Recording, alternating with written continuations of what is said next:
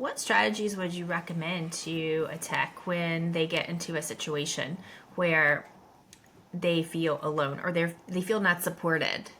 And that's been the conversation that we've had over the last few guests that have been on over the last few days as part of the series. Is there's that disconnect, right? Too, of like, can you really go to your supervisor, and say, I don't feel supported, or I need more supervision, or, hey, this behavior, I don't, I don't feel comfortable with the strategies, or whatever it is, right? Or even if it's like the drive time between clients is just a little too much, right? Like the traffic is really tricky on that road, right? And so, maybe the sessions are scheduled too close together, but that's been kind of a common theme that we're talking about, like how available are the supervisors, and whether Also, like, how open are they Right. to discussion yeah. on So things? yeah, Yeah. so whether they are closed or open, Mhm. there's still that, going to your superior to Mhm. have these conversations can be very challenging, especially for someone new in the Right. workforce in general, right? What it doesn't matter where you work for, right? And then we talked about different personalities. Some people are more bold and able to, and then more people are like shy and they're sitting back. I don't know. So you want to speak on that for a little bit? Yeah, so I really like to explain to RBTs, first of all, what their actual role is versus the BCBA's role and what they're supposed to get from their BCBA. And then also what they're supposed to get from their BCBA supervisors in the company in general, so that they kind of know all their avenues of support that should be in place and who they should feel comfortable asking questions to. But a lot of it is it really encouraging them to actually read policies and know what is supposed to be given to them.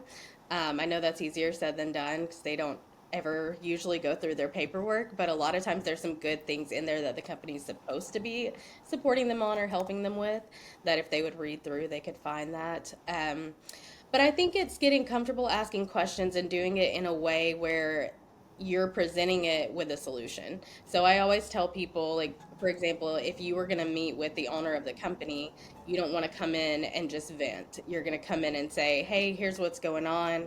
I've thought of a few ways we may be able to solve this. What do you think? And they don't even have to be great solutions, but showing that you have actually put thought into this and to problem solve a little bit on your own is going to help that conversation move forward, I think.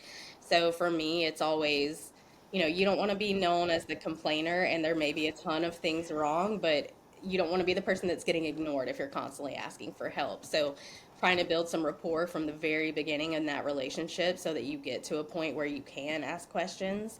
And the BCBA should be doing that too. They should want that feedback, honestly.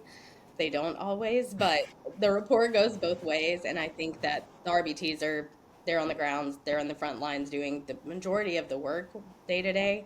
And if we're not open to supporting them and giving them feedback, the client doesn't make progress, turnover increases, all of those things. So it's more of, I think, building rapport, trying to solve the problem on your own, or at least looking like you've put some effort into it. It's a valid complaint. Have your data in line. This happened X number of days. No one answered, whatever. I love a paper trail. If you've been Mhm. complaining and haven't gotten help, document everything.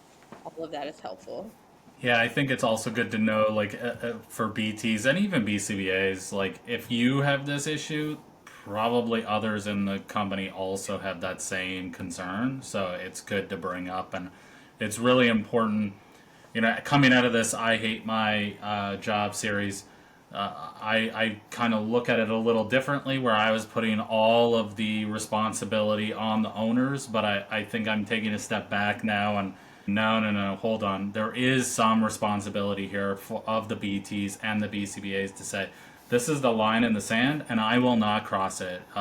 These are my ethics. I have to follow these, and you can either accept that or find someone else. And I maybe coming from the ground up, we'll get a change where maybe owners. Yeah, I was expecting too much of owners. While I wish that every owner wanted to do this out of the goodness of their heart, maybe I'm mistaken there. You know what I mean? And it has to really be that bottom up approach. I don't know. What are your thoughts?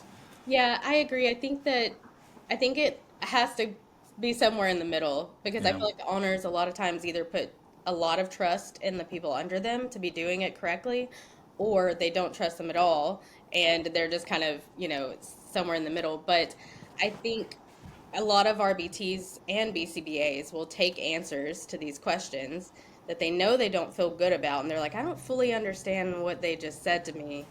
And I'm just speaking from experience because I know when I started out, I was told a lot of my concerns were answered, and even though I didn't fully think it made sense, I Right. didn't question it because I'm like, well, they own the company, they must know what they're talking about. Right. And then you get further into things, and it's like, oh, everyone feels this way. This must be a real issue. But Right. people don't talk. You're told, don't talk about pay, don't talk to each other Right. about problems, don't cause issues. And then as soon as one person lets their guard down, it's like, oh, wow, the entire team thinks this is a problem. It probably is. Right. But I think you take things at face value, and if you don't do your own research and know to question it a little bit more, then you're just going to run with that bad answer or bad decision until you find another job.